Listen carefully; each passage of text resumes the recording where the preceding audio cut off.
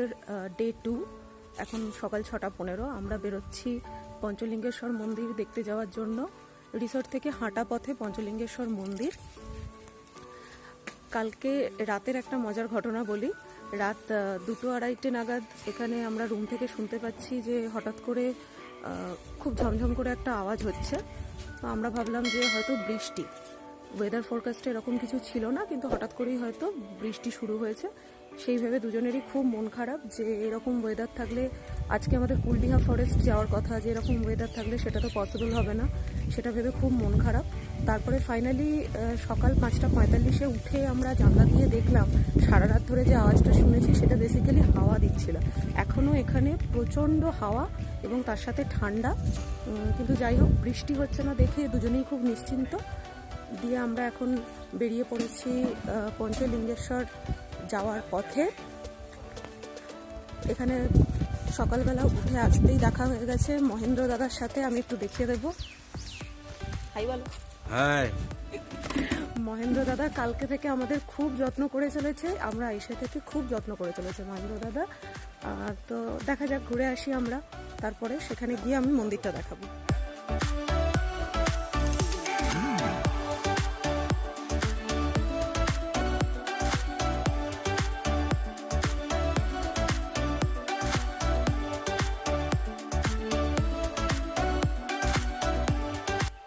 এই মুহূর্তে চলেছি পঞ্চলিঙ্গেশ্বর মন্দির। গেট খুলেছে 7:30টায়।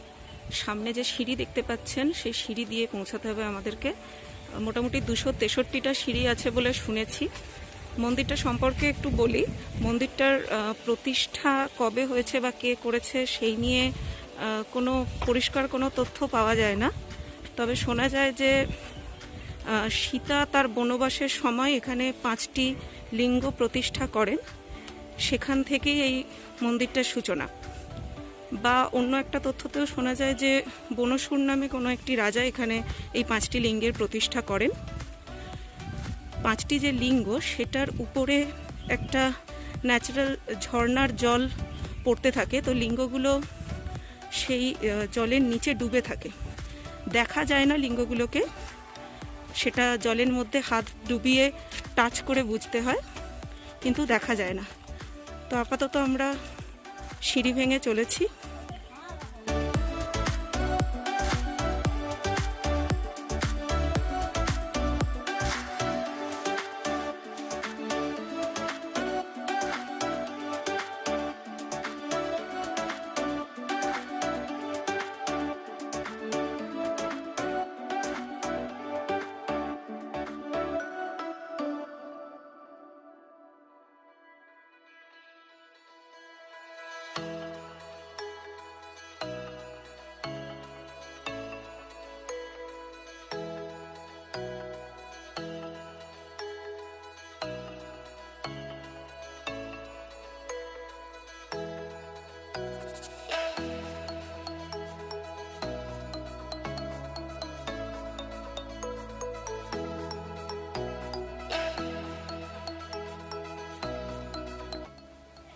এটা আপনারা দেখতে পাচ্ছেন পঞ্চলিঙ্গেশ্বর মন্দির। চারদিকের দেওয়ালেই এরকম অপূর্ব সুন্দর কিছু পেন্টিংস করা। আমি আগেও বেশ কিছু বছর আগে এখানে এসেছিলাম, তখন এত সুন্দরভাবে সাজানো ছিল না জায়গাটা।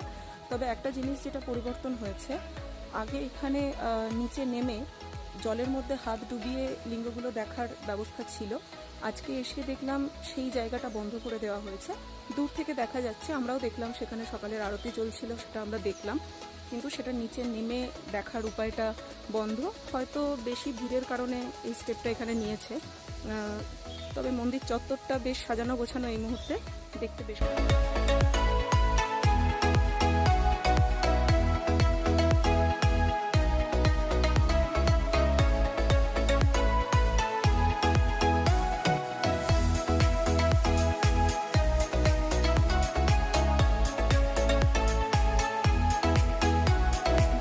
ফিরে আমরা এখন চলেছি কুলডিহা ফরেস্টের দিকে।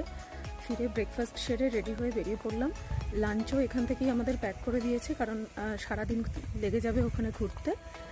এখানে এই যে আমাদের গাড়ি নিয়ে বাবুলিরাও রেডি।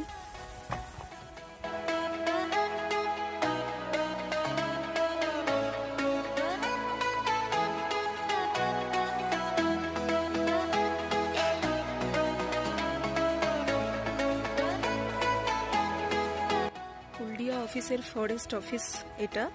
এখান থেকে জঙ্গলে ঢোকার পারমিট করাতে হবে।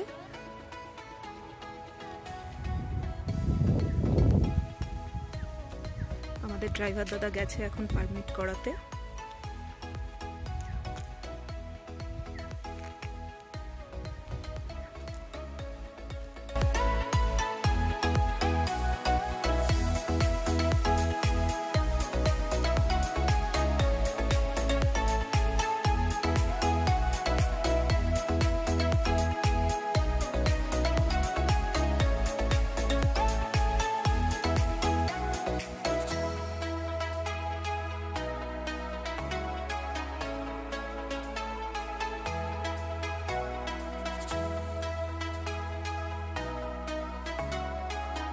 এসেছি কুলডিহার ঋষিয়া নেচার ক্যাম্পে। এই ক্যাম্পের মধ্যেও টেন্টের অ্যারেঞ্জমেন্ট আছে থাকার জন্য, বা আপনি চাইলে আমাদের মতো পঞ্চলিঙ্গেশ্বর থেকে এখানে এসে ঘুরে যেতে পারেন।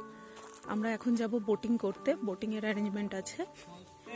এই সামনে দেখতে পাচ্ছেন যে টেন্টগুলো, সেগুলোতেই থাকার অ্যারেঞ্জমেন্ট।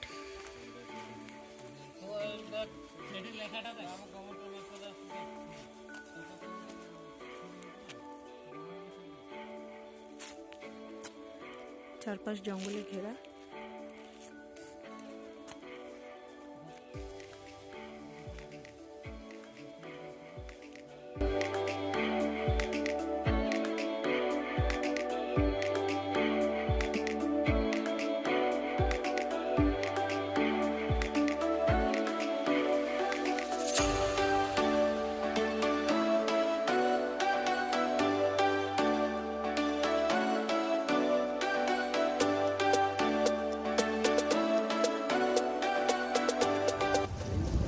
আমরা আছি ঋষিয়া ড্যামেতে, বোটিং করা হচ্ছে। চারদিকে প্রচুর শালুক ফুল ফুটে আছে, দারুণ সুন্দর ভিউ। আমাদের সাথে আছে বাবুলিদা আর নিন্নি দাদা।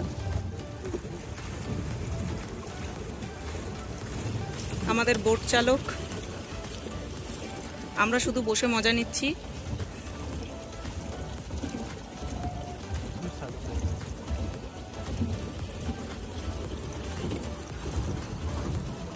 এই দিকটাতে প্রচুর শালুক একসাথে হয়ে রয়েছে, পুরো গোলাপি।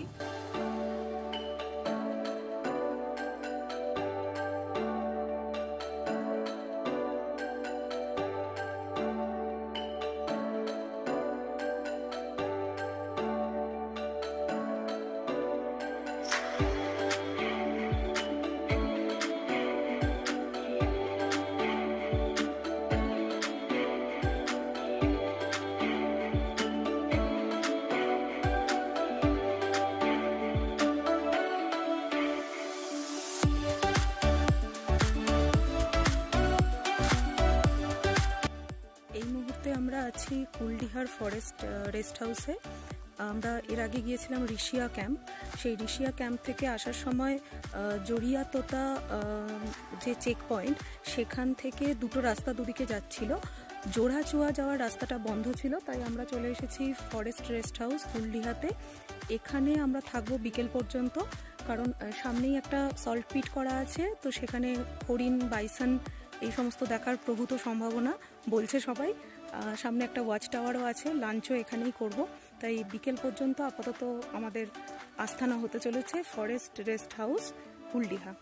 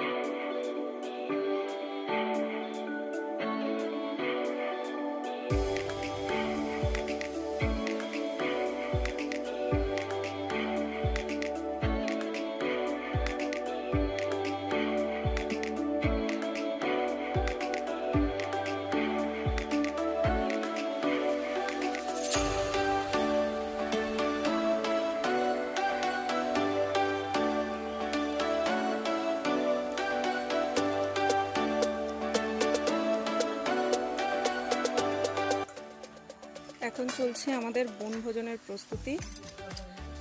রিসর্ট থেকে যে লাঞ্চ এইভাবে প্যাক করে দিয়েছিল আমাদেরকে টিফিন ক্যারিয়ারে, সেটা এখানে এই ফরেস্ট রেস্ট হাউসে আমরা ওপেন প্লেসে একটা খাবার ব্যবস্থাও বানিয়ে ফেলেছি।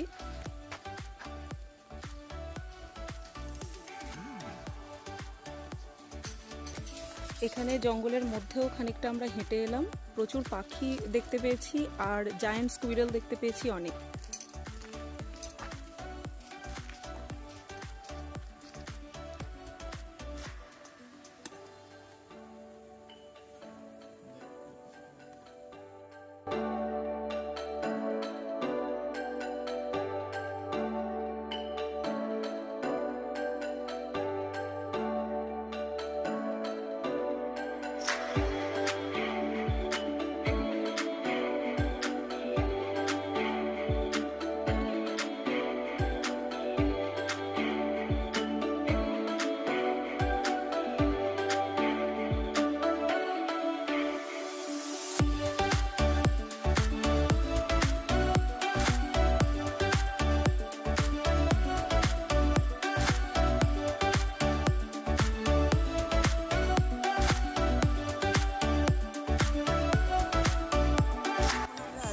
এখানের একটা জগন্নাথ মন্দিরে, এটা হচ্ছে ঢোকার মুখ, এখনো ভিতরে ঢুকিনি।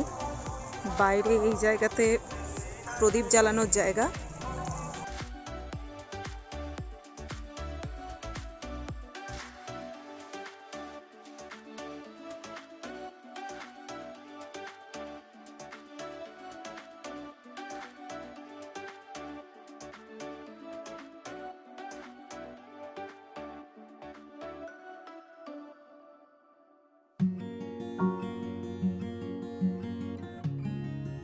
কুলডিয়া থেকে ফেরার রাস্তায় আমরা এসেছি এখানে আরও দুটো জায়গা দেখতে, একটা জগন্নাথ মন্দির আর তার পাশেই একটা রাজবাড়ি, যেটা কিনা পুরীর যে রাজা তারা আগে এই বাড়িতে থাকতো, তারপরে তারা পুরী চলে যায়। এই তথ্যটি আমাদের ড্রাইভার দাদা দিয়েছেন। এই দুটি জায়গা ঘুরে তারপরে আমরা রিসর্টে ব্যাক করব।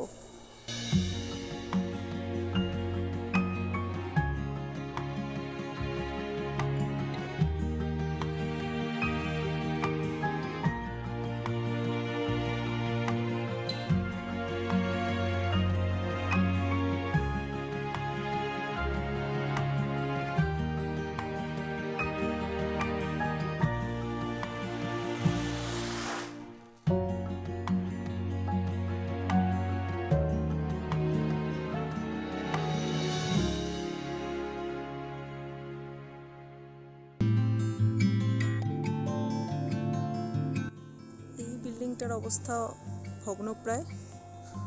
সামনের এই বিল্ডিংটি যদিও হয়তো রেনোভেট করানো হয়েছিল, তাই বেশ ভালো অবস্থায় আছে।